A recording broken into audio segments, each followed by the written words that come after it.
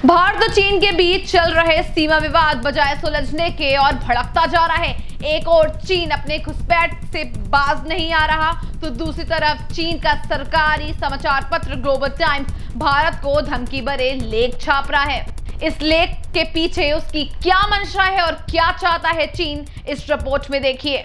29 से 30 अगस्त को पैगोंगो इलाके में हुई झड़प पर चीन की सरकार और उसका वो मुखपत्र ग्लोबल टाइम्स बौखला गया है। चीन की पीपल आर्मी की हरकतों पर अंकुश लगाने के कारण चीन बिलबिला पड़ा है। उसके समाचार पत्र ग्लोबल टाइम्स ने इसी बिलबिलाहट का नजारा पेश करते हुए अपने संपादकीय में भारत को धमकी दे डाली है। उसने अपने संपादकीय में लिखा कि भारत शांति चाहता है तो इसका स्वागत है। अगर भारत किसी भी तरह की चुनौती देना चाहता है तो चीन के पास भारत के मुकाबले ज्यादा हथियार और क्षमता है। अगर भारत सैन्य क्षमता का प्रदर्शन करना चाहता है तो भारतीय सेना को 1962 में से ज्यादा नुकसान पहुंचाने वाली है।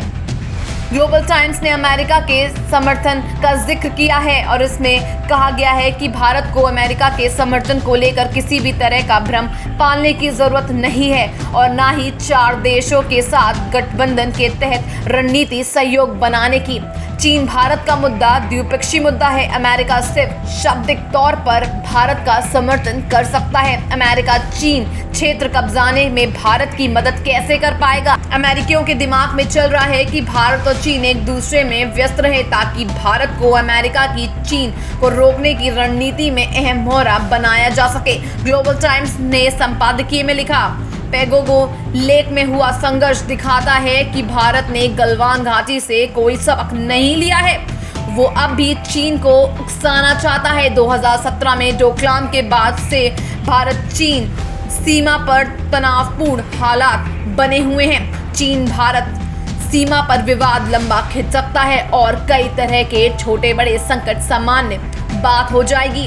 हमें इसके लिए तैयार होना चाहिए। ग्लोबल टाइम्स का ये लेख दर्शाता है कि इस विवाद में पाक साफ है और भारत बेवजह उससे उलझ रहा है, जबकि पूरी दुनिया जानती है कि चीन की नीतियां हड़प नीति है और इसकी मानसिकता विस्तारवादी। ऐसे में ग्लोबल टाइम्स में छपे इस लेख का मतलब साफ है कि चीन दुनिया की नज़र में दिखाना चाहता है कि अमेरिका भारत को चीन से उलझाना चाहता है, जबकि चीन शांति चाहता है, लेकिन भारत और दुनिया उसके इस झांसे में नहीं आने वाले। Special news desk, IBN Bharat.